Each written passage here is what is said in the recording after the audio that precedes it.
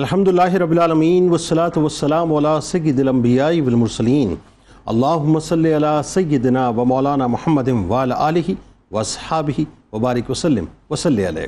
دنیا کے تمام دیکھنے والوں کو، تمام چاہنے والوں کو، تمام پیار کرنے والوں کو، اور جہاں جہاں تک اس وقت میری آواز کو سنا اور مجھے دیکھا جا رہا ہے، جنید اقبال کی جانب سے انتہائی محبت کے ساتھ السلام علیکم۔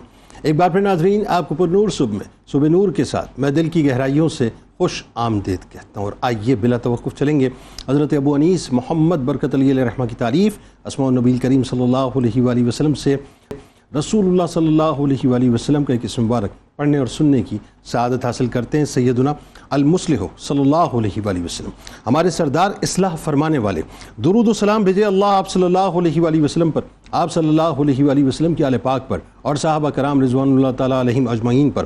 حضرت انس بن مالک رضی اللہ تعالیٰ عنہ سے ہے کہ نبی کریم صلی اللہ علیہ وآلہ وسلم نے ارشاد فرمایا کہ تم میں سے کوئی شخص اس وقت تک مومن نہیں ہو سکتا جب تک کہ وہ اپنے بھائی کے لیے وہی پسند نہ کرے جو اپنے لیے پسند کرتا ہے۔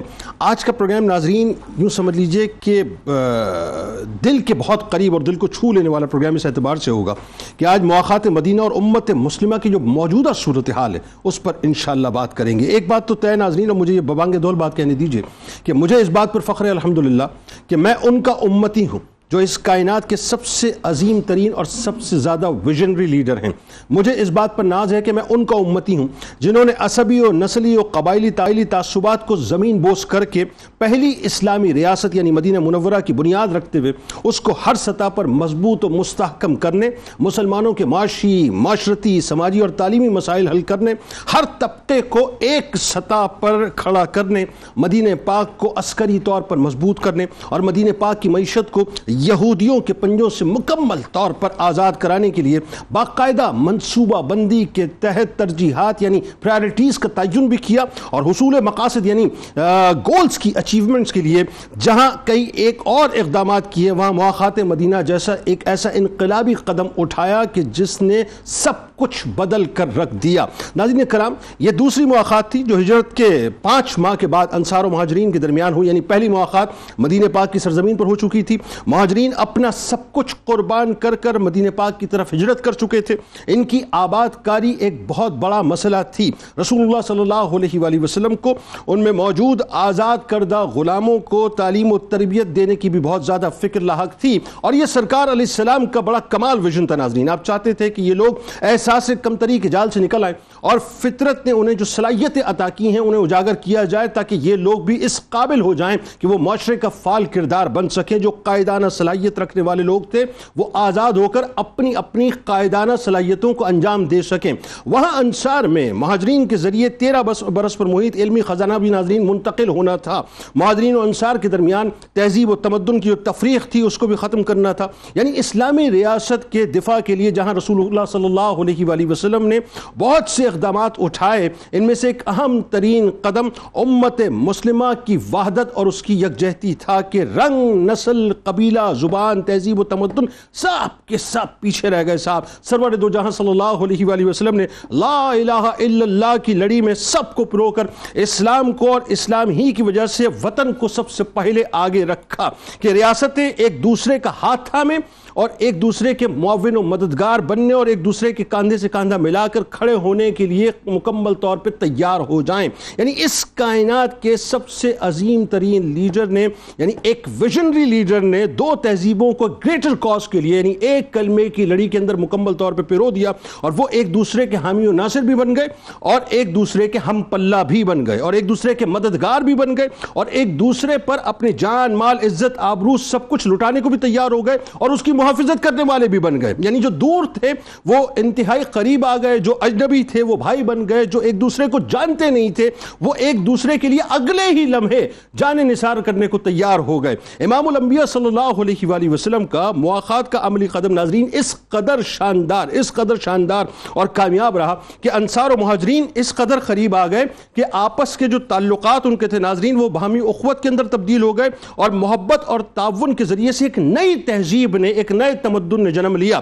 وہ تہذیب، وہ تمدن جس کی بنیاد لا الہ الا اللہ کا سانچہ تھا، جو اسلامی عقائد، اخلاق حسنہ اور اعمال صالحہ پر مکمل طور پر مبنی تھی. یعنی آپ تصور تو کیجئے ناظرین کہ اللہ اور اس کے رسول صلی اللہ علیہ وآلہ وسلم کی محبت، عقیدے کی قوت اور جذبہ عمل ہی تھا کہ جس نے انصار کے دلوں میں اپنے مہاجر بھائیوں کے لیے بے پناہ قربانیوں کا جذبہ پیدا کر دیا تھا. مواخات کے اس نظام نے ان سب کو ایک امت میں تبدیل کر دیا جن کا نفع اور نقصان، عزت اور ذلت، فتح و شکست سب کچھ ایک ہو گئی تھی، اور ان کو محبت و پیار کے ایسے رشتے کے اندر پرو کے رکھ دیا کہ ان میں مغایرت کا کوئی نشان بھی باقی نہ رہا تھا. اس نظام نے ناظرین پہلے دن سے ایسا انقلاب برپا کر دیا کہ اجنبیت کی جتنی بھی دیواریں تھیں مہاجرین اور انصار کے درمیان، وہ مکمل طور پر پیوند خاک ہو گئیں، اور سب یوں ایک جان ہو گئے کہ انصار خونی رشتوں اور سگے بھائیوں سے بھی زیادہ اپنے مہاجر بھائیوں پر اپنا سب کچھ نثار کرنے کو تیار رہتے، اور ان میں سے ہر ایک انصاری اپنے مہاجر بھائی کو اپنے ساتھ رکھتا تھا، گھر کا تمام سامان اس کے سامنے پیش کرتا تھا. یعنی نصف آپ کا نصف میرا، خود بھوکے رہتے تھے لیکن مہاجر بھائیوں کو کھلایا کرتے تھے. یعنی انصاریوں کے اس جذبہ قربانی کو دیکھ کے قرآن پکار اٹھا کہ وہ اپنے بھائیوں کو اپنے اوپر ترجیح دیتے ہیں، خواہ خود ہی ضرورت مند کیوں نہ ہو. اس پورے انقلاب کے پیچھے امام الانبیاء کی وہ سائیکولوجیکل کنسٹرکشن تھی ناظرین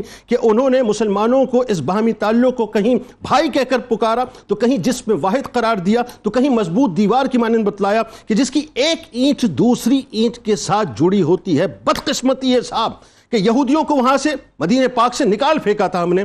آج 57 اسلامی ممالک ہونے کے باوجود بھی یہودی مکمل طور پر ہمارے اوپر اسی لیے قابض ہیں کہ وہ جو فلسفہ مواخات تھا اس کو ہم نے ٹھکرا دیا ہے.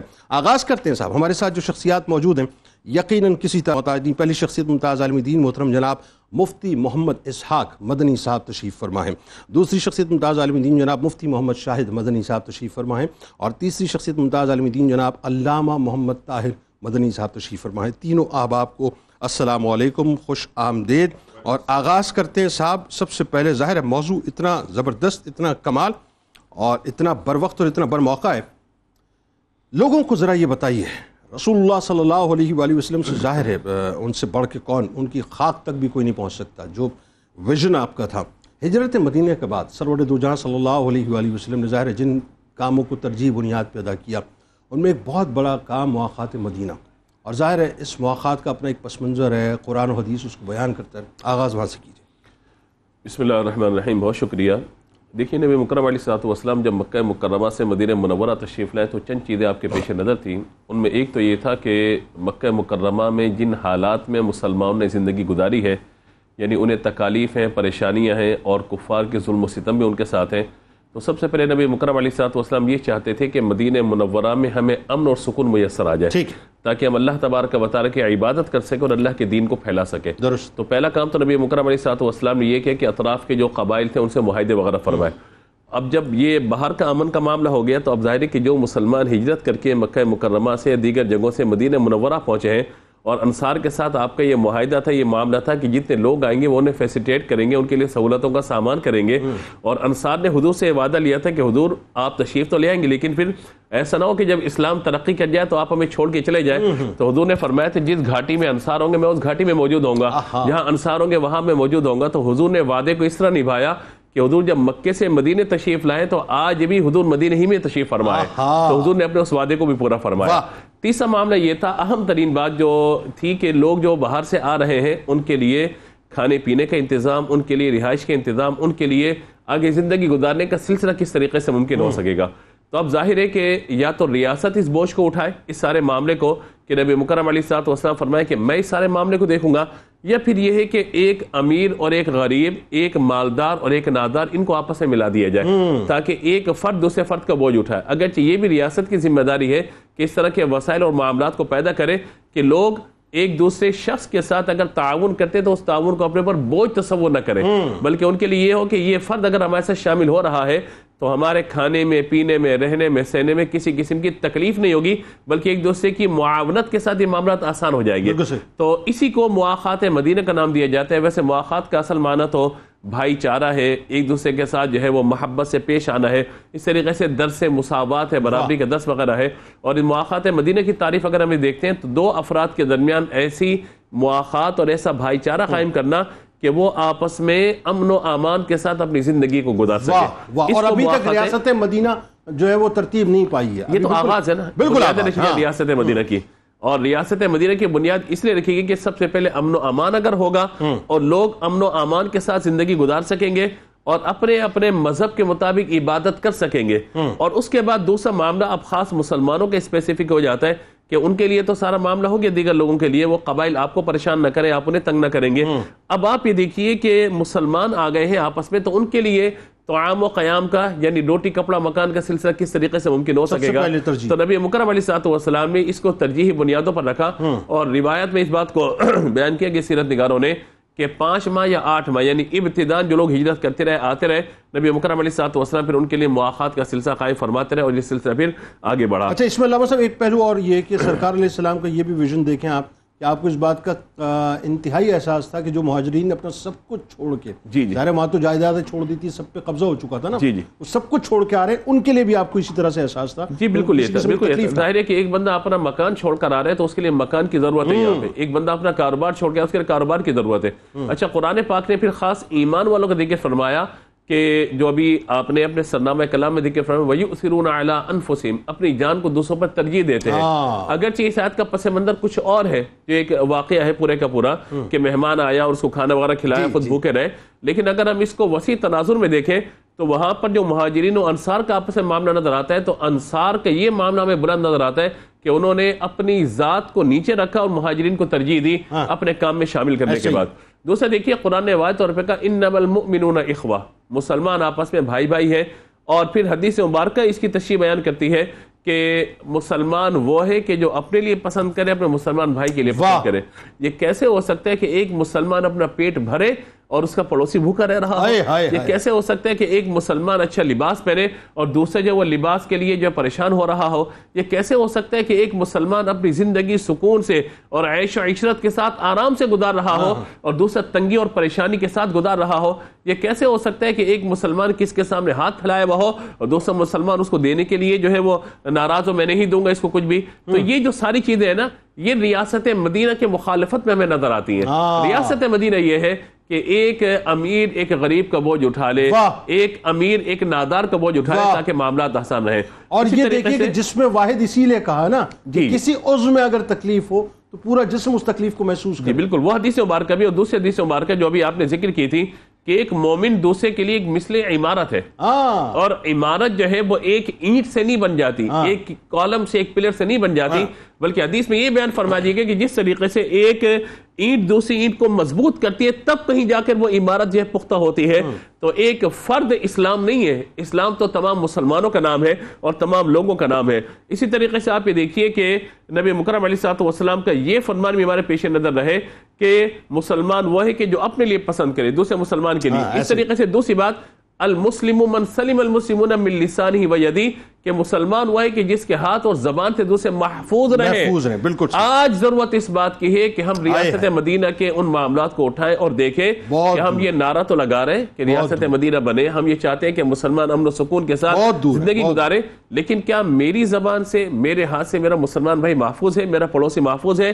میں ایک جملہ یہاں پہ عرض کرتا ہوں بزرگوں کا, وہ کہتے تھے کہ قیامت کے دن اگر آپ کا پڑوسی بھوک کی وجہ سے مر گیا تو آپ سے ضرور پوچھا جائے گا آج ہم اتنے اپنے آپ کو دور رکھ رہے ہیں اپنے پڑوسیوں سے کہ ہمارا پڑوسی بھوک و پیاس سے مر جاتے ہیں, ہم پلٹ کے دیکھتے نہیں کیا ہے کیا نہیں ہے. تو ریاست مدینہ کے اندر تو مہاجرین و انصار الگ الگ قبائل کے لوگ, لیکن حضور علیہ الصلوۃ والسلام نے ان کے دل اس طرح جوڑ دیے کہ آج بھی ان کا ذکر خیر سے کیا جا رہا ہے. تو ضروری ہے کہ ہم خیر پھیلانے والے بنے اور خیر کو تقسیم کرنے والے بنے.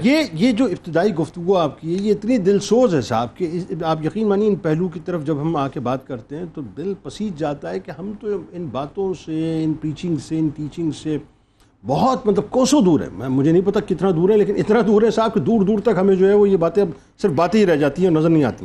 اچھا اب ذرا یہ بتائیے مواخات مدینہ, ظاہر ہے وہ ایگزیکٹلی اب کس گھر میں ہوئی, کہاں ہوئی, کون ہوسٹ تھے اس مواخات کے, کب ہوئی, کن کن افراد کے درمیان, کن کن صحابہ کے درمیان قائم ہوئی, اور جو ایکچوئل اگر میں اس کو سمجھنا چاہوں یا سننے والے سمجھنا چاہیں پیمانہ کیا تھا اس مواخات کا, وہ بتائیے ذرا. بسم اللہ الرحمن الرحیم. عقد مواخات جس کا قیام مدینۃ المنورہ میں ہوا, یہ ایک ایسا عقد ہے جو نبی کریم صلی اللہ علیہ وسلم نے مہاجرین صحابہ کرام رضی اللہ عنہم کا انصار صحابہ کرام رضی اللہ عنہم کے ساتھ قائم فرمایا. اور یہ ایک ایسا رشتہ ہے کہ جس کی بنیاد محبت خدا اور محبت مصطفیٰ ہے. اور اس رشتے کے قیام کے بعد اس کی اہمیت نسبی رشتے سے بڑھ گئی. اور اقوام عالم میں عقد مواخات سے بڑھ کر کوئی مثال نہیں ملتی جو نبی کریم صلی اللہ علیہ وسلم نے ریاست مدینہ کے لیے قائم فرمائی. ایسا ہی میں ابتداً ایک جملہ یہ ضرور کہنا چاہوں گا کہ ہمارے دین میں سب سے بڑی مثال عقد مواخات اور عقد مواخات مدینہ ہے، لیکن عوام اور خواص میں آج اس کا بڑا فقدان نظر آتا ہے. تو جب ہم اسے ڈسکس کر رہے ہوں تو ہم اپنے عمل پر بھی غور کرتے رہیں کہ جس دین میں اتنی مضبوط بنیاد رکھی گئی کہ مومن چاہے کسی علاقے سے تعلق رکھتا ہو، چاہے کسی رنگ سے تعلق رکھتا ہو، چاہے کسی قبیلے سے تعلق رکھتا ہو، لیکن وہ دوسرے مسلمان کا احساس کرے. وہ ایک لڑی جو لا الہ الا اللہ کی اس میں لا کے پرو دیا جائے اور اس کا اہتمام اور خیال کیا جائے. بالکل جو عقد مواخات نبی کریم صلی اللہ علیہ وسلم نے قائم فرمایا، چونکہ نبی کریم صلی اللہ علیہ وسلم کی پوری حیات ظاہری میں 3 چیزیں بڑی واضح رہیں. نمبر 1، آپ منصوبہ بندی فرمایا کرتے تھے. نمبر 2، حصول مقاصد کے لیے ترجیحات کا تعین فرمایا کرتے تھے. اور نمبر 3، مقاصد کے حصول کے لیے عملی جد و جہد فرمایا کرتے تھے. تو جو پہلا پہلو ہے کہ منصوبہ بندی، تو یہ جو عقد مواخات ہے اس کا تعلق منصوبہ بندی کے ساتھ ہے کہ جو آگے ریاست مدینہ قائم ہونے جا رہی ہے تو اس کے لیے ایک رشتہ قائم کیا جائے جس پر ریاست مدینہ قائم ہو. اس کا آغاز ہوا حضرت انس بن مالک رضی اللہ تعالی عنہ کے گھر سے. اور آپ جانتے ہیں کہ جب ابتداءً مکۃ المکرمہ سے ہجرت کر کے مدینۃ المنورہ تشریف لائے صحابہ کرام، تو وہ اپنے گھر بار کو چھوڑ کر آئے، اپنی تجارت کو چھوڑ کر آئے وغیرہ. تو اب نبی کریم صلی اللہ علیہ وسلم نے مہاجرین اور انصار کے درمیان عقد مواخات قائم فرمایا. اور اس عقد مواخات میں جو مقصد تھا نبی کریم صلی اللہ علیہ وسلم کا، وہ مدینۃ المنورہ میں توازن قائم کرنا تھا. آپ جانتے ہیں کہ ایک شہر ہے، اس کے مخصوص اسباب ہیں. اچانک ایک تعداد آ جائے تو انہیں ایڈجسٹ کرنا یہ ایک بہت اہم معاملہ ہوتا ہے. تو نبی کریم صلی اللہ علیہ وسلم نے اس کے لیے یہ معاملہ فرمایا. اب ایسا نہیں ہے کہ عقد مواخات مدینہ ایک ہی بار میں ہو گیا، بلکہ بعض روایات کے مطابق ابتداءً 16 مہاجرین صحابہ اور 16 انصار صحابہ کے درمیان عقد مواخات ہوا. بعض روایات کے مطابق 45 انصار صحابہ اور 45 مہاجرین صحابہ کے درمیان جو ہے وہ عقد مواخات ہوا.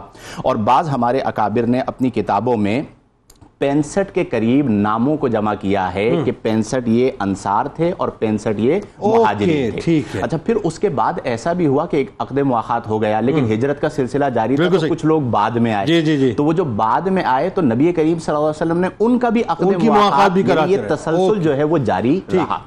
دوسری بات یہاں پر جو بڑی اہم ہے وہ یہ ہے کہ جو مہاجرین صحابہ اکرام تھے ان کا تعلق تھا عدنانی قبیلے سے. اور یہ وہ قبائل تھے جو مکۃ المکرمہ کے صحرا میں رہا کرتے تھے. تو ان کا مزاج تھا بدوی. اور جو مہاجرین انصار صحابہ کرام تھے ان میں سے اکثر کا تعلق تھا اوس اور خزرج کے ساتھ. اور ان کا جو مزاج تھا وہ تھا شہری، کیونکہ یہ تجارت کیا کرتے تھے، یہ کاشتکاری کیا کرتے تھے اور ان معاملات سے وابستہ تھے. اب جو ہجرت کر کے آئے ان کی تہذیب اور جن کے پاس آئے ان کی تہذیب اور اختلاف تہذیب کی بنا پر یہ ممکن تھا کہ کوئی فائدہ حاصل کر لے. تو نبی کریم صلی اللہ علیہ وسلم نے اس کو ختم فرمایا کہ ان کا آپس میں عقد مواخات ہو جائے تاکہ یہ ایک رنگ میں رنگ جائیں جیسا کہ نبی کریم صلی اللہ علیہ وسلم انہیں ایک رنگ میں رنگ رہے ہیں. آخری بات اس میں یہ ہے جو بہت اہم ہے کہ اسلام نے غلامانہ فکر کو ختم کیا. تو نبی کریم صلی اللہ علیہ وسلم نے جب عقد مواخات فرمایا تو اس میں کئی آزاد شدہ غلام تھے جن کا عقد مواخات انصار صحابہ کرام کے ساتھ ہوا.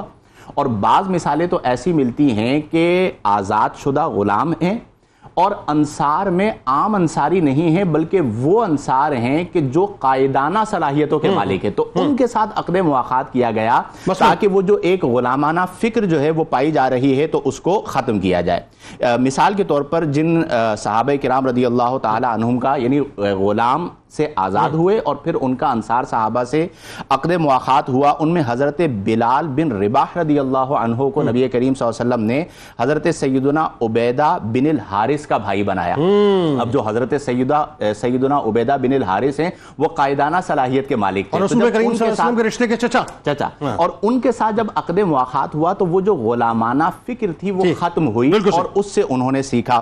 اسی طرح نبی کریم صلی اللہ علیہ وسلم نے حضرت سیدنا سالم کو حضرت سیدنا معاذ بن ماعز رضی اللہ تعالی عنہ کا بھائی بنایا، تو اس کے ذریعے وہ جو فکری غلامی تھی اس کو بھی ختم کیا گیا۔ اس سے آج اس امر کو سیکھنے کی ضرورت ہے کہ بعض اوقات معاشرے کے وہ طبقات ہوتے ہیں جو فکری طور پر غلامانہ سوچ رکھتے ہیں، انہیں باصلاحیت لوگوں کے ساتھ جوڑ دیا جائے اور ان کا تعلق قائم کر دیا جائے تاکہ وہ چیز ان میں بھی منتقل ہو جائے۔ یعنی یہ سرکار علیہ السلام کی دیکھیں کیا خوبصورت مطلب یوں کہیے کہ اپنا ایک وسیع النظری تھی اور کیا ویژن تھا کہ سرکار علیہ السلام نے وہ جو ایک مینٹل اپروچ ہے اس کو بھی لوگوں کی کس طرح سے انہینس کی۔ اور ایک بہت بڑا مسئلہ ظاہر ہے جب آپ سب کچھ چھوڑ کر آتے ہیں تو سب سے پہلے تو آپ کو اکوموڈیشن چاہیے نا، آپ کو فوڈ چاہیے، دو چیزیں نا، یعنی شیلٹر چاہیے اور فوڈ چاہیے۔ تو سرکار علیہ السلام نے تو بنیادی جو مطلب ضرورت تھی اس کو پہلے پورا کیا، اور اس کے بعد وہی بات ہے کہ چونکہ ایک بڑی ریاست کا قیام ہونے جا رہا ہے تو اب تہذیب، تمدن، کلچر، عصبیت، لسانیت، قبائل، یہ ساری ثانوی باتیں رہ گئیں کیونکہ اب ویژن بہت بڑا ہے نا۔ نیشن اسٹیٹ کا تو ظاہر ہے ویسے بھی تصور نہیں ہے اسلام میں، تو وہ جو اسٹیٹ اب قائم ہونے جا رہی ہے وہ لا الہ الا اللہ کی بنیاد پر ہے۔ مواخات مدینہ کے جو بنیادی مقاصد ہیں، آئیے ذرا اب اس کو کھولتے ہیں کہ یہ جو سرکار علیہ السلام نے 1450 برس پہلے فرما دیا تھا کہ اسلام میں نیشن اسٹیٹ کا کوئی تصور نہیں ہے۔ آج ہم نے اپنے آپ کو 57 حصوں کے اندر بانٹ کے رکھ دیا ہے صاحب، ہم نام تو لیتے ہیں لا الہ الا اللہ کا لیکن مقاصد سب کے جدا جدا ہیں۔ بتائیے ذرا۔ اعوذ باللہ من الشیطان الرجیم، بسم اللہ الرحمن الرحیم۔ بہت شکریہ جنید بھائی آپ کا۔ مواخات مدینہ آقا علیہ السلام کا وہ شاہکار عمل ہے، عمل مبارک ہے کہ جو رہتی دنیا تک مسلمانوں کو یہ تعلیم کرتا ہے کہ اگر تم نے اس دنیا میں ایک لیڈر کے طور پر ابھرنا ہے، ایک غالب کے طور پر ابھرنا ہے، تو تمہیں مواخات مدینہ میں بہت قیمتی نکات ملیں گے۔ اگر تم اپنی زندگی میں وہ امپلیمنٹ کر لو تو جیسے پہلے لوگ یہود و نصارہ اس وقت کی سپر پاور پر غالب آنے میں کامیاب ہو گئے، آج بھی یہ مواخات مدینہ کے اصول ہم مسلمان اپنا لیں اپنی زندگی میں تو یہود و نصارہ پر ہم غالب آ سکتے ہیں۔ تو یہ زبردست اصول آقا علیہ السلام نے ارشاد فرمائے۔ اس کے مقاصد کا جو ادراک ہے اس سے پہلے اگر ہم آقا علیہ السلام کی ہجرت سے پہلے مدینے کا جو سیاسی ماحول تھا اس پر اگر نظر دوڑائیں تو یاد رکھیے حضور علیہ السلام کی ہجرت سے پہلے جو یثرب نام تھا، مدینہ جو ہے مختلف قبائل، چھوٹے چھوٹے قبائل میں بٹا ہوا تھا اور ان میں جنگیں ہوا کرتی تھیں، آپس میں دست و گریباں رہتے تھے۔ اور یہ عبداللہ بن ابی جو رئیس المنافقین ہے، یہ جو ہے یہ بہت اچھی سیاست کیا کرتا تھا اور ان قبائل کے حوالے سے غیر جانبدارانہ رائے رکھتا تھا، اور بادشاہت کا جو کسی کو دشمن نہیں بناتا تھا۔ تو پھر ان قبائلی لوگوں نے اس جنگ سے بیزاریت کا اظہار کرتے ہوئے اس عبداللہ بن ابی کو سردار بنانے پر یہ متفق ہو گئے کہ یہ سب کا چہیتا ہے، اسے سردار بنا لیا جائے تو جنگیں ختم ہو جائیں گی، اور اس کی باقاعدہ تاج پوشی کا بھی اعلان ہو گیا تھا اور تاج پوشی ہونے والی تھی کہ سرور دو جہاں صلی اللہ علیہ وسلم کی مدینے میں حاضری ہو جاتی ہے، مدینے میں آمد ہو جاتی ہے۔ جن لوگوں نے اس کو سردار بنانے کا فیصلہ کیا تھا سب نے فیصلہ تبدیل کر کے تاجدار کائنات کی طرف متوجہ ہو گئے۔ اب یہ منافقین کے دلوں کے اندر سب سے زیادہ مسلمانوں کا بغض پیدا کرنے والی چیز تھی۔ تو رئیس المنافقین جو ہے عبداللہ بن ابی، اس کی کوشش یہ تھی کہ مسلمان مدینے کے پہلے ہی لڑتے رہتے ہیں، ان کو مہاجرین سے لڑوانا بڑا آسان ہے کہ ان کی تہذیب مختلف، ان کے قبائل مختلف، اور ایک بڑا زبردست اس کا نعرہ تھا کہ یہ مقامی ہے اور مہاجرین غیر مقامی ہیں۔ آج کل بھی اگر یہ نعرہ لگایا جائے تو نفرتیں عروج پر پہنچ جاتی ہیں، لگایا جاتا ہے، پاکستان کی سرزمین نے لگایا جاتا ہے۔ تو یہ اس کی اسٹریٹجی تھی کہ اب ان مسلمانوں کو مہاجرین کے ساتھ لڑوانا ہے، مقامی غیر مقامی کر کے۔ تاجدار کائنات کی کمال حکمت دیکھیں کہ آپ نے یہ بھانپ لیا اور شروع میں ہی مسلمانوں کو ایسا بھائی بنا دیا کہ سگے بھائیوں سے زیادہ انصار مہاجرین کی عزت کیا کرتے ہیں، خود بھوکے رہتے ہیں ان کو کھانا کھلاتے ہیں، خود پرانے کپڑے پہنتے ہیں ان کو نئے کپڑے پہناتے ہیں۔ تو جو مقامی غیر مقامی اور تہذیب کا اختلاف، قبائل کا اختلاف، وہ بالکل ختم ہو کر رہ گیا، اور اخوت اور مواخات مدینہ نے منافقین کی ساری چالوں کو ختم فرما دیا۔ اسی طرح آزاد غلاموں کو، جیسے مفتی صاحب نے ذکر کیا، ان کی تعلیم و تربیت کا انتظام، کہ جو فکری پستی کا شکار تھے اور اپنی صلاحیت زبردست انداز میں بروئے کار نہیں لا سکتے تھے، انہیں قائدانہ صلاحیت کے ماتحت کر دیا۔ اور اس کا ثمرہ یہ نکلا کہ حضرت سالم کے حوالے سے جیسے مفتی صاحب نے ذکر کیا، حضرت عمر ارشاد فرماتے ہیں کہ اگر میرے زمانے میں سالم ہوتے، وقت وصال، کہ اگر سالم ہوتے میرے زمانے میں تو میں انہیں مسلمانوں کا خلیفہ بناتا۔ اندازہ کریں، آزاد غلام ہیں، حضرت عمر کی خواہش ہے کہ آدھی دنیا کی خلافت حضرت سالم کو عطا کر دی جائے۔ آپ دیکھیے نا، یہ جو خاندان غلامان نے ہندوستان پر بر صغیر پر حکومت کی ہے، یہ سارا وہی تسلسل ہے نا، وہی انہینسمنٹ، وہی تسلسل ہے، اور آقا علیہ الصلوۃ والسلام کی یہ کمال حکمت ہے کہ انہیں بھی قائدانہ صلاحیتیں عطا کی جائیں۔ اسی طرح جو مہاجرین وہاں پر آئے، ان کی آباد کاری اور ان کے معاشی مسئلے کا حل کرنا بھی اس مواخات کا ایک بنیادی مقصد ہے کہ جب بھائی بنا دیا گیا تو ان کی اکوموڈیشن کا مسئلہ بھی حل ہو گیا، ان کی رہائش کا مسئلہ بھی حل ہو گیا۔ اور ایک بڑا قیمتی نقطہ اس کے اندر ہے کہ مدینے کے جو انصاری صحابہ تھے وہ کاشتکاری میں مہارت رکھتے تھے لیکن تجارت میں نہیں رکھتے تھے۔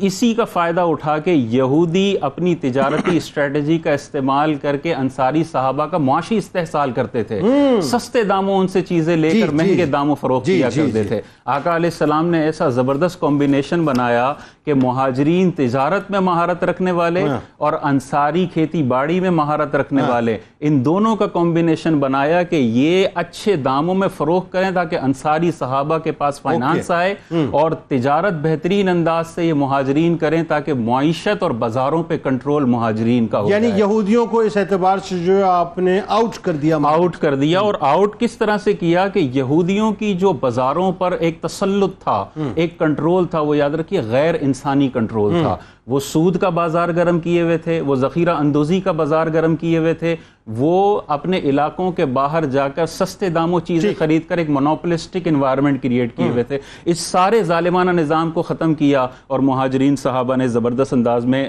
عملی اقدام ادا کیا۔ آخر میں بس ایک پوائنٹ کہ آقا علیہ الصلوۃ والسلام نے اس مواخات کے ذریعے انصار کے ہر گھرانے کو ایک تعلیمی ادارہ بنا دیا۔ اندازہ کریں، آقا علیہ السلام جب مدینہ پاک میں آتے ہیں تو سب سے پہلے مسجد کا قیام فرماتے ہیں، اور اس دور کی مسجد صرف نماز کی مسجد نہیں تھی، وہ تعلیمی درسگاہ بھی تھی۔ اسی طرح جتنے بھی مہاجرین صحابہ ہیں انہوں نے 13 سال حضور علیہ السلام کی معیت میں گزارے ہیں، جو انصاری صحابہ جس تعلیم سے فی الحال محروم ہیں، سرکار علیہ السلام ان سے ٹرانسمٹ کرواتے ہیں۔ 13 سال کی تعلیم کو منتقل کرنے کے لیے استاد کے طور پہ مہاجرین، یعنی اتنے زبردست نکات ناظرین۔ میں نے کہا نا، ایک عمل ہے مواخات مدینہ، لیکن سرکار مدینہ صلی اللہ علیہ وآلہ وسلم کی اتنی ڈائیورس اپروچ ہے، اور آپ یہ دیکھیے کہ سرکار علیہ السلام نے اس کے کتنے سارے مقاصد جو ہیں اچیو کیے۔ اور پھر ابو آل ایک اور بات جو خاص طور پہ کہ ریاست مدینہ کا ظاہر قیام ہونے جا رہا ہے، تو اس کو مستحکم کرنے کے لیے اتحاد اور اخوت کی بہت زیادہ ضرورت تھی، اور عسکری طور پہ اپنے آپ کو بہت مضبوط کرنے کی ضرورت تھی۔ اور یہ اسی وقت ہو سکتا تھا جب یہ جو مہاجرین اور انصار ہیں آپس میں جیلن ہو جاتے اور ایک دوسرے پر مر مچنے والے ہو جاتے، اور سرکار علیہ السلام نے سب سے پہلے اسی بات کو اسٹیپ ان کیا کہ ان دونوں کو ایک دوسرے پر ایسا مر مٹنے والا بنا دیں کہ جو اپنی سرحدوں کے خود محافظ بن جائیں۔ لوٹتے ہیں صاحب، اسی حوالے سے ذرا ایک بات مجھے آپ سے بھی کرنی ہے۔ سرکار علیہ السلام اور ان کی ظاہر آل کی بارگاہ میں درود پاک کا نذرانہ پیش کیجئے۔ لوٹ کے آپ کو بتلاتے ہیں کہ مواخات مدینہ کے بعد جو کردار انصاریوں کا مہاجرین کے رہا وہ کیا رہا۔ درود پاک۔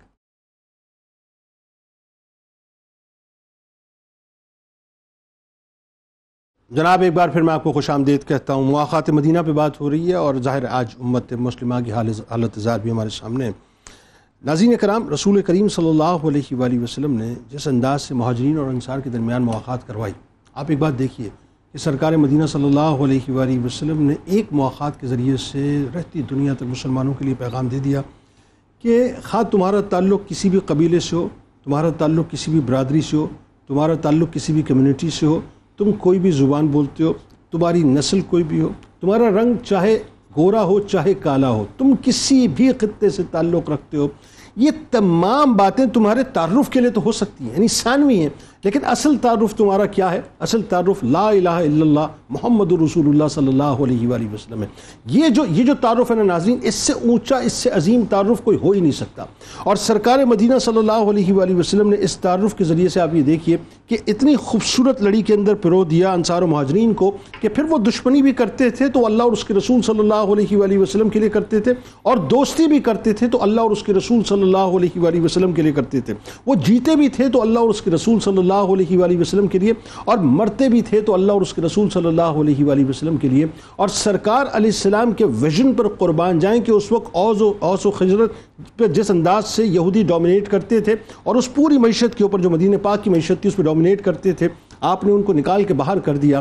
آج 57 اسلامی ممالک ہونے کے باوجود بھی، اتنی ساری نعمتیں ہونے کے باوجود بھی، اتنی طاقت ہونے کے باوجود بھی، ہم یہودیوں کے پنجوں کے اندر مکمل طور پہ جکڑے ہوئے، اور اس حد تک جکڑے ہوئے صاحب کہ پوری دنیا کا 70% ریونیو، اس کو کنٹرول ان کمان اس کی جو ہے یہودیوں کے پاس ہے۔ اور عالم یہ ہے کہ وہ مسجد اقصیٰ پر دندناتے پھرتے، وہ بیت المقدس پہ حملہ کرتے پھرتے، وہ بمبارڈمنٹ کرتے پھرتے، اور آج بھی آپ دیکھ لیجئے ان کے اوپر جو ہے وہ مستقل ظلم و تشدد کا بازار گرم کیا ہوا ہے، لیکن ہماری زبانیں تک نہیں کھلتی۔ وجہ کیا؟ وجہ یہ کہ ہم بنیادی طور پہ ان کے ہاتھوں میں مکمل طور پر ٹریپ ہو چکے ہیں۔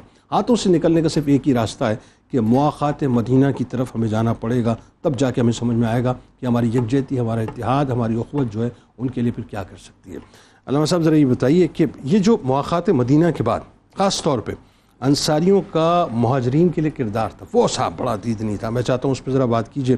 اور پھر اسی انداز سے جو مہاجرین نے انصاریوں کا اکرام کیا ہے، ظاہر یہ تو ریسیپروکل تھا نا کہ جس انداز سے انہوں نے محبت دی تو پلٹ کے انہوں نے بھی اسی انداز سے محبت دی، بتائیے ذرا۔ بسم اللہ الرحمن الرحیم۔ دیکھیے نبی مکرم صلی اللہ تعالیٰ علیہ وآلہ وسلم نے جس مواخات کا قیام فرمایا نا، تو جس طرح بھی ذکر ہوا کہ مختلف تہذیبوں کے رہنے والے لوگ آپس میں جڑ گئے، مختلف علاقوں سے آنے والے لوگ آپس میں جڑ گئے۔ جس طریقے سے آپ یہ دیکھیے کہ حضرت سلمان فارسی رضی اللہ تعالیٰ عنہ نہ مکے سے ہیں، نہ مدینے سے، نہ کسی عرب شہر سے ان کا تعلق ہے، فارس سے آپ تشریف لائے، حضرت صہیب جو روم سے تشریف لائے، تو ظاہر ہے کہ ہم یہ نہیں کہہ سکتے کہ فقط مکے کے رہنے والے مدینے آگے اور آپس میں ان کا بھائی چارہ قائم فرما دیا گیا، بلکہ مختلف ممالک کے رہنے والے، مختلف زبانوں کے، مختلف تہذیبوں کے رہنے والے، ان سب کو نبی مکرم علیہ الصلوۃ والسلام نے اس طریقے سے جوڑ دیا کہ ان میں اجنبیت کسی بھی طرح باقی نہ رہی، اور ایک دوسرے کے لیے دونوں باعث نفع بن گئے۔ یعنی اگر انہوں نے ان کو موقع دیا کہ آپ ہمارے ساتھ شامل ہو جائیے زراعت میں، تو انہوں نے کہا کہ آپ کی زراعت جو ہے ہم اسے تجارت میں اس طرح تبدیل کریں گے کہ آپ کا نفع جو پہلے کم لگتا تھا اب وہ نفع بہت زیادہ ہوگا، کیونکہ اس معاملے میں ہمارا تجربہ بہت زیادہ ہے۔ اسی طریقے سے جہاں ہم یہ دیکھتے ہیں کہ نبی مکرم علیہ الصلوۃ والسلام نے مواخات قائم فرمائی، تو انصار و مہاجرین نے علم سیکھنے کا ایک طریقہ بھی دریافت کر لیا۔ وہ کیا کہ اگر دونوں نبی مکرم علیہ الصلوۃ والسلام کی بارگاہ میں آ کر بیٹھیں گے تو کھیتی باڑی کون سنبھالے گا؟ اگر ایک شخص کھیتی باڑی پر ہے وہ چھوڑ کے یہاں پر آ جاتا ہے اور کھیتی باڑی پکے تیار ہو گئی ہے تو مارکیٹ میں بیچنے کے لیے کون جائے گا؟ تو پھر یوں ہوا حضرت عمر فاروق اعظم رضی اللہ تعالیٰ عنہ کا جس انصاری بھائی سے حضرت عثمان سے معاملہ تھا، تو ان کا معاملہ یہی ہوا تھا نا کہ کہتے تھے کہ ایک دن میں حضور کی خدمت میں آ کر علم حاصل کرتا تھا، ایک دن میرا انصاری بھائی آ کر حضور کی خدمت میں علم حاصل کرتا تھا، اور میں جا کر ان کا معاملہ سنبھالتا تھا کام کا، وہ پھر آ کر جو ہے وہ مجھے علم کے بارے میں بتا دے کیا سیکھ کر آئے ہیں، اور جب میں سیکھتا تھا میں ان کو جا کے بتاتا تھا۔ تو جب تک یہ تقسیم کاری نہیں ہوئی نا اس وقت تک معاملہ بہتر نہیں ہوا۔ جب تقسیم کاری ہو گئی کہ علم سیکھنے کے لیے یہ وقت ہے، زراعت آپ نے کرنی ہے، تجارت ہم کریں گے، نفع ہوگا اس کو تقسیم کر لیا جائے گا، تو جب ایک دوسرے پہ بوجھ بننے کے بجائے ایک دوسرے کے لیے 10 بازو بنے، تو اسی کو حضور نے فرمایا کہ ایک اینٹ دوسری اینٹ کو مضبوط کرنے والی ہے۔ یہ ہے وہ تعلیم، یہ ہے وہ تعلم، یہ ہے وہ سارا معاملہ جس کو پیش نظر رکھنا چاہیے۔ اچھا، بعض صحابہ کرام علیہم رضوان ایسے بھی ہیں کہ جنہوں نے انصار کو کہا کہ بھائی آپ کا گھر آپ ہمیں دینا چاہتے ہیں، بہت شکریہ آپ کا، آپ ہمیں مال دینا چاہتے ہیں، بہت شکریہ آپ کا، آپ کا مال اللہ آپ کو مبارک فرمائے، آپ کا گھر آپ کو مبارک کرے، ہم تاجر لوگ ہیں، ہم کس کے ماتحت نہیں رہ سکتے، بس آپ یہ کام کیجئے، ہمیں تجارت کا راستہ بتائیے کہ مارکیٹ کہاں پر ہے، بازار کہاں پر ہے۔ جیسے عبد الرحمن بن عوف رضی اللہ تعالیٰ عنہ آپ نے اپنے جو ساتھی تھے جن کا نام حضرت سعد بن ربیع ذکر کیا گیا، جب ان انصاری صحابی نے کہا کہ میں آپ کو اپنا مال آدھا دیتا ہوں وغیرہ وغیرہ ساری چیزیں، فرمایا نہیں، مجھے مارکیٹ کا راستہ بتائیے، تجارت یہاں پر کہاں ہوتی ہے؟ تو جو بازار تھا بنو قینقاع کا، کہا کہ وہاں پر آپ تشریف لے جائیں. تو حضرت عبد الرحمن بن عوف وہاں تشریف لے گئے اور وہاں آپ نے ایسی تجارت کی کہ آپ کے بارے میں بات مشہور تھی کہ آپ کا مال آتا تھا کھڑے کھڑے بک جاتا تھا. اور یہ یہودیوں کا بازار تھا، یہودیوں کا بازار تھا، کمال ہی ہے، یہودیوں کا بازار تھا. آپ کا مال آتا تھا اور بک جاتا تھا. کسی نے پوچھا تھا آپ سے کہ اس مال میں برکت کی وجہ کیا ہے؟ فرمایا ایک بات تو یہ ہے کہ میں کم نفع پر اپنے مال کو فروخت کر دیتا ہوں. آج پوری دنیا میں یہودی مسلمانوں سے کما رہا ہے اور اس وقت مسلمان جو ہے یہودیوں سے کماتے تھے. بالکل، یعنی یہودیوں کی مارکیٹ کے اندر اگر امانت داری، دیانت داری، لین دین کے معاملات میں اگر کوئی نام ذکر کیا جاتا تھا، کہا جاتا ہے مسلمانوں سے کاروبار کرو، مسلمان سے تجارت کرو. اب آپ آئیے اس کے عکس پر، فی زمانہ ہم دور حاضر پر دیکھ لیں، کیا آج ہمارے ساتھ کوئی کاروبار کرنے کے لیے تیار ہے؟ کوئی ہمارے ساتھ بات کرنے کے لیے تیار ہے؟ ہمارے پاس آ کر مفتیان کرام تشریف فرمائے، بچے مسئلہ پوچھتے ہیں نوجوان کہ سر ہم اپنا نام مسلمان بتا کر، مسلمان یعنی ملک سے، پاکستان سے اپنی آئی ڈی بنا کر ہم آن لائن کاروبار ٹرانزیکشن نہیں کر سکتے. ہمیں کسی غیر مسلم آئی ڈی کو بنا کر یا کسی سافٹ ویئر کے ذریعے لاگ ان ہونا پڑتا ہے کسی دوسرے ملک سے، اور پھر ہم جا کے کام کر رہے ہوتے ہیں. اگر ہم اپنا نام مسلم بتا دیں اور تو پھر اس کے شرعی احکام کیا، میں اس پہ نہیں جا رہا، لیکن اپنی تنزلی کا رونا ضرور رو رہا ہوں یہاں پر کہ آج ہم پر وعدے پر اعتبار کرنے کے لیے کوئی تیار نہیں ہے. یہ ہمارا وہ المیہ ہے کہ جس سے آج ہمیں بالکل تہس نہس کر کے رکھ دیا ہے. آپ کے انٹرنیٹ بند ہوا کچھ دنوں کے لیے، فائبر کے اوپر میسج آ گیا کہ جی مطلب ان لوگوں سے کام نہ کریں کیونکہ ان کے تو انٹرنیٹ بند ہو جاتا ہے. یہ تو صورتحال ہماری ہو گئی. میں عرض کر رہا ہوں نا کہ ہم تنزلی کے کتنے عمیق گہرے گڑھے کے اندر اب گرتے چلے جا رہے ہیں اور ہمیں کوئی اٹھانے والا بھی نہیں، ہمیں کوئی سمجھانے والا بھی نہیں، نہ کوئی بتانے والا. اوپر سے نیچے تک آپ یہ دیکھیے کہ کوئی ہم پہ اعتماد کرنے کے لیے تیار نہیں ہے. اب آپ یہ دیکھیے یہاں پہ ایک بات اور میں ذکر کرنا چاہتا ہوں کہ نبی مکرم صلی اللہ تعالیٰ علیہ وآلہ وسلم جس مواخات کا قیام فرمایا نا، تو پھر ایسا نہیں ہوا کہ انصار کو یہ کہا کہ جب تک کہ مہاجرین زندہ ہیں تم ان کے ساتھ جو ہے شامل رہو گے اور گویا کہ ان کے ساتھ سارا معاملہ کرتے رہو گے. نہ ہی مہاجرین کو کہا کہ زندگی پر ان پہ ڈیپینڈ آپ نے کرتے رہے، بلکہ چند دنوں کے لیے کہا، اس کے بعد سب کو اپنے قدموں پہ کھڑا کرنے کی کوشش کی گئی. آج ہماری ریاست کہتی ہے کہ جناب نوکریاں دینا، معاشی طور پہ ترقی کروانا یہ ہماری حکومت کی ذمہ داری نہیں ہے، آپ کی ذمہ داری ہے، کیونکہ ریاست ایک ماں کا کردار ادا کرتی ہے اور آپ کی ذمہ داری ہے کہ آپ ایسے مواقع فراہم کریں کہ جو نوجوان، جو لوگ کاروبار تجارت کرنا چاہتے ہیں ان کو مارکیٹ تک رسائی ملے. اور یہ کام آپ کر سکتے ہیں، ہر بندہ انڈیویجول اس کام کو نہیں کر سکتا. آخری بات میں یہاں پہ عرض کرنا چاہتا ہوں کہ اس وقت جو تنزلی ہے من حیث القوم، ہمیں اس کو دیکھنے کی ضرورت ہے کہ میرے آقا علیہ الصلوۃ والسلام اس طرح ریاست مدینہ کا قیام فرمائے کہ ہر بندہ خوشحال ہو جائے. اور آج ہمارا ہر بندہ بدحال ہوتا چلا جا رہا ہے. الطاف حسین حالی کے جو اشعار ہیں جو ہم پر لکھے گئے ہیں امت کے لیے کہ خاص ہے خاصان رسول وقت دعا ہے، امت پہ تیری آ کے عجب وقت پڑا ہے، جو دین بڑی شان سے نکلا تھا وطن سے، پردیس میں آج وہ غریب الغرباء ہے. اب بات یہ اس میں دو مثلیں اگر سن لینا تو بات پوری ہو جائے گی. جو کچھ ہے یہ سب اپنے ہی ہاتھوں کے ہے کرتوت، شکوا ہے زمانے کا نہ قسمت کا گلا ہے، دیکھے ہیں یہ دن اپنی ہی غفلت کی بدولت، سچ ہے کہ برے کام کا انجام برا ہے. اب بات یہ مفتی صاحب دیکھیں اس میں جو سرکار مدینہ صلی اللہ علیہ وآلہ وسلم نے مواخات مدینہ کے ذریعے سے تو پورا ایک کوڈ آف کنڈکٹ دے دیا تھا. بدنصیبی ہماری ہے، بدقسمتی ہماری ہے صاحب کہ 1450 برس کے بعد ہم آج آ کے اس گڑھے کے اندر گر چکے ہیں کہ جسے ہم ذلت کی گھاٹی کہتے ہیں، جسے ہم پستی کی گھاٹی کہتے ہیں، جس میں ہم رسوائی کی گھاٹی جسے ہم کہتے ہیں. اور عالم یہ ہو گیا ہے کہ اب بھی ہم سنبھلنے کو اور سمجھنے کو تیار نہیں ہیں. اور دیکھیں ایک ہوتا ہے نا ڈائریکشن، بھائی مثال کے طور پہ میں نے ایک ڈائریکشن سیٹ کر لی ہے، اب مطلب کسی وقت میں پہنچ جاؤں گا اپنی منزل کو کیونکہ مجھے پتا ہے کہ میں نے ڈائریکشن سیٹ کر لی ہے. یہاں تو مسئلہ یہ صاحب میں نے جانا حیدرآباد تھا اور میری گاڑی جو ہے میں نے اپنا سمندر کی طرف رخ کیا ہوا ہے، میں نے جا کے ڈوبنا ہی ہے، میں نے کسی جگہ اسکیپ وے حاصل نہیں کرنا ہے. تو سرکار علیہ السلام نے اس مواخات کے ذریعے مکہ پاک اور مدینہ پاک کی دو مختلف تہذیبوں کو جو ایک ہی رنگ میں رنگا، یعنی جو امت واحدہ کا تصور دیا ہے صاحب، ہم نے فراموش کر دیا ہے اس راستے کو. بتائیے ذرا. آپ نے مثال بہت اچھی دی کہ ڈائریکشن کا درست ہونا بہت ضروری ہے. آج ہمارا المیہ یہ ہے کہ لوگوں کی ڈائریکشن تو غلط ہوئی، بلکہ حال اب یہ ہو چکا ہے کہ انہیں غلط ڈائریکشن پہ ڈالا جا رہا ہے تاکہ انتشار امت میں آ جائے. میں اس کے جواب میں ایک بات ذکر کرنا چاہوں گا. پہلی بات کہ ایک ہوتا ہے ایمانی رشتہ، ایک ہوتا ہے خونی رشتہ. جب ہم عقد مواخات کی بات کرتے ہیں تو اس سے ہمیں یہ بات سمجھ میں آتی ہے کہ ایمانی رشتہ خونی رشتے پر مقدم ہے. واہ. جس کی بہت بڑی مثال ہے حضرت بلال حبشی رضی اللہ عنہ جو کہ مسلمانوں کے سر کے تاج ہیں, اور باعتبار رد کے مثال ہے ابو لہب جسے نسبی قرابت حاصل تھی لیکن مردود ہوا. تو نبی کریم صلی اللہ علیہ وسلم نے عقد مواخات کے ذریعے یہ پیغام عطا فرمایا کہ ایمانی رشتہ خونی رشتے پر مقدم ہوگا. دوسری بات یہ ہے کہ جو آپ نے سوال میں ذکر کیا کہ تہذیب کا فرق تھا. اب آپ دیکھیں کہ نبی کریم صلی اللہ علیہ وآلہ وسلم نے تعصب کو ختم فرمایا. اب تعصب کے مختلف اسباب ہوتے ہیں. بعض اوقات تعصب ہوتا ہے نسل کی وجہ سے, بعض اوقات تعصب ہوتا ہے علاقے کی وجہ سے, بالکل صحیح, بعض اوقات تعصب ہوتا ہے قوم کی وجہ سے. بالکل صحیح. تو نبی کریم صلی اللہ علیہ وسلم نے مہاجرین و انصار کے درمیان اخوت قائم فرما کر تعصب کا قلع کما فرمایا کہ مومنین ایک امت اسی وقت بنیں گے جب ان میں نہ لسانی تعصب ہو, 100%, نہ علاقائی تعصب ہو, نہ خاندانی تعصب ہو, نہ کسی اور نوع کا تعصب ہو. 100%. تب جا کے جو ہے وہ ریاست مدینہ قائم ہوگی اور ان بنیادوں پر قائم ہوگی جو بنیاد نبی کریم صلی اللہ علیہ وسلم نے عطا فرمائی.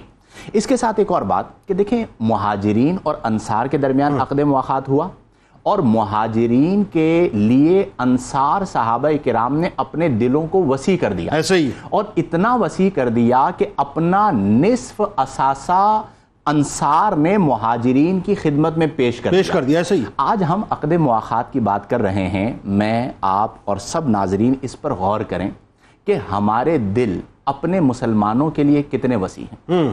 آج ہمارا حال اور ہماری پستی کا سبب یہ ہے کہ ہم نے اپنے آپس میں معاملات میں اپنے دلوں کو ایک دوسرے کے لیے چھوٹا کر دیا, جس کی بنا پر ہم ترقی سے رک گئے ہیں. عقد مواخات اور مواخات مدینہ کی بنیاد ہی یہ ہے کہ مومن کا قلب دوسرے مومن کے لیے وسیع ہونا چاہیے. انہوں نے تو تجارت میں شریک کر لیا, ہم دو جملوں میں شریک نہیں کرتے. سر ایک سوال کی صورت میں ایک چیز, یہ نچلی سطح پہ ہم کھڑے ہیں, یہ نچلی سطح, یہ زمین سے بالکل لگے ہوئے ہیں کہ جہاں پر سندھی, مہاجر, پٹھان, بلوچ, پنجابی کا جھگڑا ہمارے درمیان ہے. اسی زمین کی سطح سے ہم لگے ہوئے ہیں کہ جہاں پر ہم پولیٹیکل پارٹیز کو جو ہے اب معاذ اللہ ثم معاذ اللہ اور اس کے رسول صلی اللہ علیہ وآلہ وسلم کے احکامات پر اور ان پر زیادہ مقدم جانتے ہیں. یہ نچلی سطح ہے. اور سرکار علیہ السلام نے آپ کو یہ سطح دی تھی کہ یہ تمام باتیں صاحب, تمام باتیں. آج دیکھ لیجئے کسی پولیٹیکل لیڈر اور پولیٹیکل پارٹی کے لیے مرنے کے لیے تیار ہوں, اپنی زبان اور اپنے قبیلے کے نام پہ مرنے کو تیار ہوں, عصبیت کے نام پہ مرنے کو تیار ہوں, اللہ اور اس کے رسول کے لیے مرنے کے لیے تیار نہیں ہوں. یہ فرق ہے. یہ ہے المیہ جو کہ سبب ہے ہماری بربادی کا, کہ وہ تعصب جسے نبی کریم نے ختم کیا تھا, ہم غور کریں کیا آج ہم میں وہ تعصب موجود ہے یا نہیں. بلکہ ہمارے ہاں تو تعصب میں ترقی ہوئی ہے. جو آپ کہہ رہے ہیں نا کہ نچلی سطح اور اوپر کی سطح, پہلے تو ہوتا تھا لسانی تعصب, علاقائی تعصب وغیرہ. اب تو ہمارے ہاں تنظیمی تعصب آ گیا, اب تو ہمارے ہاں شخصی تعصب آ گیا کہ آپ کی جو پسندیدہ شخصیت ہے اس سے ہٹ کر اگر کوئی قال اللہ قال الرسول بیان کر رہا ہے تو آپ اسے ہضم کرنے کے لیے تیار نہیں. بدقسمتی کیا ہے جنید بھائی, بدقسمتی یہ ہے کہ جن لوگوں کا کام تھا تعصب کو ختم کرنا, وہ اپنے مفادات کے لیے اپنے متعلقین میں تعصب کا بیج بو رہے ہیں. تو اہم بات یہ ہے, لب لباب اس کا یہ ہوگا کہ مواخات مدینہ سے ہمیں سبق یہ ملا کہ میں نے اپنے دل کو اپنے مسلمان بھائی کے لیے وسیع کرنا ہے. میرے دل میں میرے مسلمان بھائی کے لیے بغض و عناد, حسد و کینہ نہیں ہونا چاہیے. میرے دل کے اندر اتنی وسعت ہونی چاہیے کہ میں اپنے مسلح کو اپنے مسلمان بھائی کے ساتھ شیئر کر سکوں. میں اپنے اسٹیج اور اپنے مائک اور اپنے ممبر کو اپنے مسلمان بھائی کے ساتھ شیئر کر سکوں, اور میرے جو متعلقین ہیں ان کو میں یہ سوچ دوں. اور یہ کب ہوگا؟ جب ہم ذاتی مفادات کو پسے پشت ڈالیں اور دینی اور اسلامی مفادات کو اپنا مقصد بنا کر اس سوچ کو معاشرے میں عام کریں. اور وہی بات ہے صاحب, بات آپ نے بالکل وہ اب کہہ کے نکل تو گئے, لیکن مجھے ذرا سے رکنے دیں اس بات کے اوپر کہ یہ بھی ایک بہت بڑا ڈیلیما ہے سوسائٹی کا کہ جن اللہ ماشاء اللہ جو لوگ اچھا کام کر رہے ہیں, جن مذہبی لیڈرز کو ظاہر رول ماڈل ہونا چاہیے تھا, اور مطلب جن لوگوں کو جو ہے مطلب اس انداز سے ویژنری ہونا چاہیے تھا کہ یہ دین اسلام کی بات ہے, اس کو بڑے کینوس پہ سوچیں, انہوں نے بھی اپنی اپنی ٹولیاں بنا لی ہیں، اور وہاں بھی جو ہے صورتحال مطلب اتنی کجی پیدا ہو گئی ہے کہ باہمی اخوت و محبت کا تصور صرف دکھانے کے لیے ہوتا ہے، صرف دکھانے کے لیے ہوتا ہے لوگوں کو، لیکن اندر معاملات کچھ اور ہو رہے ہوتے ہیں۔ یہ سب سے بڑا المیہ ہے صاحب۔ اب آئیے آخر میں یہ جو اب سرکار مدینہ صلی اللہ علیہ وآلہ وسلم کی نگاہ پر میں قربان جاؤں کہ مواخات مدینہ کے ذریعے خاص طور پہ جو آپ نے یہودیوں کو ان کی سیاسی اعتبار سے اور معاشی اعتبار سے جو ہار دی ہے، یعنی وہ امیزنگ ہے صاحب۔ آپ سوچئے کہ پوری اس وقت چونکہ وہ یثرب تھا، اوس و خزرج مطلب وہاں پر موجود تھے، تو آپ مطلب دیکھیں کہ تاریخ بتاتی ہے کہ جس انداز سے یہودی ڈومینیٹنگ تھے اور برسہ برس پہلے آ کے بسے ہوئے تھے وہاں پہ، ان کی ساری جتنی بھی ڈومیننسی تھی سرکار مدینہ صلی اللہ علیہ وسلم نے چند برسوں کے اندر اڑا کے پھینک دی ایک طرف۔ تو موجودہ صورتحال میں صاحب یہ جو امت کو سامنا ہے، جس پہ ہم ذرا اسی بار بار اسی کا نوہر ہو رہے ہیں، تو کیا امت تو بہت دور نظر آتی ہے صاحب اس حوالے سے بتائیے ذرا۔ آج تو سب پورے یہودی پوری دنیا کے اندر غالب ہیں۔ بسم اللہ الرحمن الرحیم۔ جنید بھائی، یہ جو یہود کی شکست ہے آقا علیہ السلام کے مدینہ منورہ میں جلوہ گر ہونے کے بعد، اگر ہم اس کو تھوڑا سا گہرائی میں جا کر دیکھیں تو مدینہ المنورہ میں اس وقت یہود کے 3 بڑے قبائل تھے، بنو قینقاع، بنو نضیر اور بنو قریظہ۔ آقا علیہ السلام نے مدینہ منورہ میں آنے کے بعد سب سے پہلے ان کے ساتھ میثاق مدینہ کر لیا، اور میثاق مدینہ کی کیا شقیں کیا تھیں کہ یہود کو اپنی عبادتیں کرنے کی مکمل آزادی ہوگی، مدینے کا دفاع کرنے میں یہود بھی مسلمانوں کا ساتھ دیں گے، جب بھی مدینے پہ کوئی حملہ کرے گا یہ بھی مدینے کی رہائشی ہیں اور ہم بھی مدینے کی رہائشی ہیں، مل کر دفاع کرنا ہے، اور آپس میں جنگ بندی کروا دی مسلمانوں کی اور یہود کی۔ یہ اتنا زبردست معاہدہ تھا کہ اس کی وجہ سے شروع میں جو یہود کی طرف سے جنگی خطرہ تھا وہ بالکل ختم ہو گیا، اور آقا علیہ السلام اور مسلمانوں کو کچھ وقت مل گیا مدینے میں اپنے پیر مضبوط کرنے کا۔ اس کے بعد ہوا یہ کہ جو بنو قینقاع جو قبیلہ ہے جو بڑا مضبوط تھا اور یہودیوں کا بہت بڑا قبیلہ تھا، جنگ بدر ہوئی تو انہوں نے کھل کر مسلمانوں کی مخالفت کی اور ایکسپوز ہو گئے۔ آقا علیہ السلام نے ان کے خلاف جنگ کا اعلان فرمایا اور انہیں ان کے قلعے میں محصور کر دیا، 15 دن تک محصور ہوئے اور انہیں پھر جلا وطن کر دیا گیا۔ ابن ابی نے تو بڑا اس کو ٹریگر کیا تھا، اس پورے ٹریگر کیا تھا۔ ایک بڑا یہود کا قبیلہ مدینے سے جلا وطن ہوتا ہے، پھر بنو نذیر احد کے مقام پر، احد میں کھل کر ان کی مخالفت ایکسپوز ہوتی ہے۔ آقا علیہ السلام ان کو سمجھانے جاتے ہیں کہ تم اس معاہدے کی مخالفت نہ کرو، تو یہ آقا علیہ السلام کو معاذ اللہ قتل کرنے کی سازش کرتے ہیں۔ اللہ تعالیٰ وحی الہی سے بتا دیتا ہے ان کے مقاصد کیا ہیں۔ آقا علیہ السلام واپس پلٹ آتے ہیں اور ان کو موقع دیتے ہیں کہ تم یہاں سے جلا وطن ہو جاؤ ورنہ جنگ کا اعلان کیا جائے گا۔ وہ جلا وطن نہیں ہوتے ہیں، منافقین کہتے ہیں کہ ہم آپ کا ساتھ دیں گے، آپ نے جلا وطن نہیں ہونا، لیکن جب وقت گزر جاتا ہے آقا علیہ السلام ان کے قلعوں کا محاصرہ کرتے ہیں، منافقین پیچھے ہٹ جاتے ہیں اور یہ مجبور ہوتے ہیں، اور یہ دوسرا بڑا قبیلہ تھا جو اپنی سیاسی ہار کر مدینے سے جلا وطن ہو جاتا ہے۔ اور مسلمان مواخات کی لڑی میں پروئے جا چکے ہیں، یعنی وہاں وحدت کی لڑی، وہاں وحدت ہے اور یہ ٹوٹتے چلے جا رہے ہیں، اور آخر جو ہے وہ بنو قریظہ خندق کے موقع پر کھل کر ان کی مخالفت سامنے آئی اور یہ خواتین، مسلمانوں کی خواتین اور بچوں پر حملہ آور ہوئے۔ آقا علیہ السلام نے ان کو جلا وطن ہونے کا موقع نہیں دیا بلکہ ان کے خلاف اعلان جنگ فرمایا اور ان کا قلعہ قمع فرمایا۔ 400 افراد کو قتل کیا، 400 افراد کو قتل کیا۔ یہ پوری معاذ رضی اللہ تعالیٰ حکم بنایا تھا، یہ یہود کی پوری بیس تھی جو مدینے کے اندر 3 بڑے قبائل تھے۔ آقا علیہ السلام نے میثاق مدینہ اور مواخات مدینہ کے ذریعے تینوں کو 5 سالوں کے اندر مدینے سے جلا وطن کر کے جو صدیوں کی جن کی ڈومیننسی تھی جو 5 برسوں میں اکھاڑ کر پھینک دی میثاق مدینہ اور مواخات مدینہ کے ذریعے۔ اسی طرح ان کی یہ تو سیاسی ہار تھی، اسی طرح معاشی ہار ان کی دیکھیں کہ ابھی جیسے ذکر ہوا کہ مہاجرین صحابہ بہترین تجارت کرنے والے تھے اور ان کے جو اصول تھے وہ کافروں کو بھی پسند آنے والے تھے۔ کافر بھی یہود کے تجارتی اصول سے نفرت کرنے والے تھے کہ وہ سود پر مبنی تھے، وہ ذخیرہ اندوزی پر مبنی تھے، تو کافر بھی بڑے پیمانے پر مسلمان تاجروں کے قریب آنے لگے اور سارا بازاروں کا جو کنٹرول تھا وہ مسلمانوں کے پاس آیا۔ اسی طرح انصاری صحابہ جن کا معاشی استحصال ہوتا تھا، پہلے ان کسانوں کے پاس پیسہ نہیں آتا تھا، مہاجرین تاجرین نے ان کو بہت زیادہ پیسہ فراہم کیا، یہ فائنانس جو ہے وہ یہود سے نکل کر مسلمانوں کے پاس آیا۔ یہ ان کی معاشی ہار تھی۔ آخر میں جو ہماری جو ذبو حالی ہے اس کی سب سے بڑی وجہ آپ دیکھیں، آقا آقا علیہ السلام نے جو میثاق مدینہ فرمایا اس کا ایک پہلو یہود کے ساتھ ہے اور ایک پہلو مسلمانوں کے ساتھ ہے. اور مسلمانوں کے ساتھ کیا ہے کہ مسلمان آپس میں کبھی بھی دست و گریباں نہیں ہوں گے. یہ پہلا میثاق مدینہ مسلمانوں کے ساتھ ہوا تھا. آج کل کے دور میں دیکھیں ایک ملک دوسرے ملک سے بھی دست و گریباں ہے اور مسلمان آپس میں بھی شہر اور زبانوں کی بحث پہ دست و گریباں ہیں. اور یہ مختلف وجوہات ہیں جن کی وجہ سے ہم مسلمان جو ہے وہ ڈومینیٹ نہیں کر پا رہے ہیں. اور ڈومینیٹ صاحب کر بھی نہیں سکتے. لکھ لیجئے تلخ جملہ میں آپ کو کہہ رہا ہوں، ڈومینیٹ کر بھی نہیں سکتے، نہیں کر سکتے ڈومینیٹ. یہ رہے گا اسی طرح سے جب تک کہ امام مہدی علیہ السلام کا ظہور نہ ہو جائے. اسی طرح سے لڑتے رہیں گے، مرتے رہیں گے، ذلت و رسوائی کی گھاٹی میں رہیں گے. اس کی وجہ یہ ہے کہ جو بویا ہے وہ کاٹنا پڑے گا. صاحب جو بویا ہے وہ کاٹنا پڑے گا. کہ تم نے ہر دور میں دانش پہ کئی وار کیے، جبر کے منہ میں دہکتے ہوئے الفاظ دیے، اپنی آسائش یک عمر گریزاں کے لیے سب کو تاراج کیا تم نے، سب کو تاراج کیا تم نے، مگر تم نہ جیے. یہی ہوگا صاحب اور یہ ہوتا رہے گا. اللہ تبارک و تعالیٰ کوئی غیبی مدد فرما دے. غیبی مدد ہی ہے نا، اور کیا زندہ ہیں، اس کے علاوہ اور کیا سانسیں لے رہے ہیں. ورنہ ہم نے کسر نہیں چھوڑی ہے سرکار مدینہ صلی اللہ علیہ وآلہ وسلم سے ڈیویٹ کرنے کے لیے، اور ان کے پیغامات سے ڈیویٹ کرنے. بس اللہ تعالیٰ ہم پر کرم کر دے صاحب اور ہمیں عقل سلیم عطا کرے، ہم ایک بار پھر ایک ہو جائیں، ورنہ اور کچھ نہیں بچا ہے. ٹولیوں میں تقسیم ہو کے بکھر گئے، اڑ گئے، فنا ہو چکے ہیں. کتاب الشفا رشتوں میں باہمی محبت کے والے سے آپ کو بتلاتے ہیں کہ رشتوں میں باہمی الفت اور محبت پیدا کرنے کے لیے سورہ نساء کی پہلی آیت کثرت کے ساتھ پڑھیں. انشاءاللہ رشتوں میں خلوص پیدا ہوگا. حضرت امام حسن عسکری علیہ السلام کا قول مبارک ہے کہ جو شخص دنیا میں اپنے مومن بھائیوں کے ساتھ تواضع و انکساری کے ساتھ پیش آتا ہے، اللہ تعالیٰ کے نزدیک اس کا شمار صدیقین اور صلحاء میں ہوتا ہے. روزنامہ 92 نیوز میں مضمون ضرور پڑھیے گا مدینہ کے حوالے سے.